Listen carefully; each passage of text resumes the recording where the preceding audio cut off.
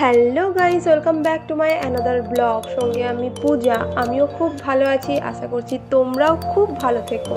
আজকে আমার weight loss জার্নির ডে 3, তাই সকাল সকাল বড়বাবুকে সঙ্গে করে নিয়ে বেরিয়ে পড়েছিলাম হাঁটতে হাঁটতে হাঁটতে চলে গেছিলাম অনেকটা দূর।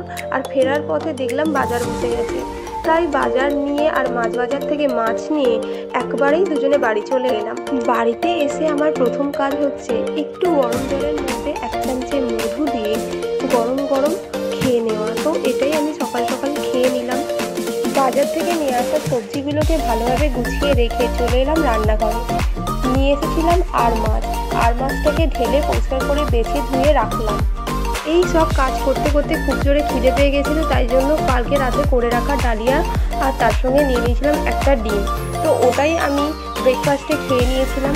খেয়ে দিয়ে নিয়ে জামা কাপড়গুলোকে ছাদে শুকুর দিতে চলে গেছিলাম। আর ছাদে খুব সুন্দর হাওয়া দিচ্ছিল। আমি যা হোক করে জামা কাপড়গুলোকে দিয়েছি, আর দিয়ে নামবো কি তার মধ্যেই দেখছি সব উল্টে পাল্টে গেছে। আবার সব ঠিকঠাক করে দিচ্ছিলাম। কালকে খুব ছাদে হাওয়া দিচ্ছিল।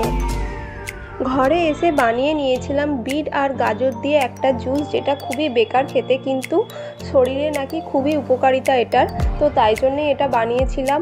আর তারপরেই খেয়েছিলাম আমলকির জুস। এই দুটো জুস যেহেতু খেয়েছিলাম, তাই জন্য আমি তখন আর কোনো ফল খাইনি।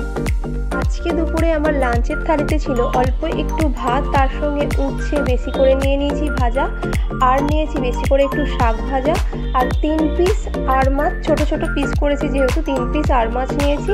আর একটা ছোট্ট আলু, আধখানা পিসের আলু নিয়েছি, আর একটু স্যালাড আর লেবু নিয়েছিলাম আজকে লাঞ্চে। দুপুরে 3টের সময় আমি ফল হিসেবে তরমুজ খেয়েছিলাম। আর রাতে সাবুর পোলাও বানিয়েছিলাম, সেটা আমি 7:30টার মধ্যে আমার ডিনার কমপ্লিট করে নিয়েছি।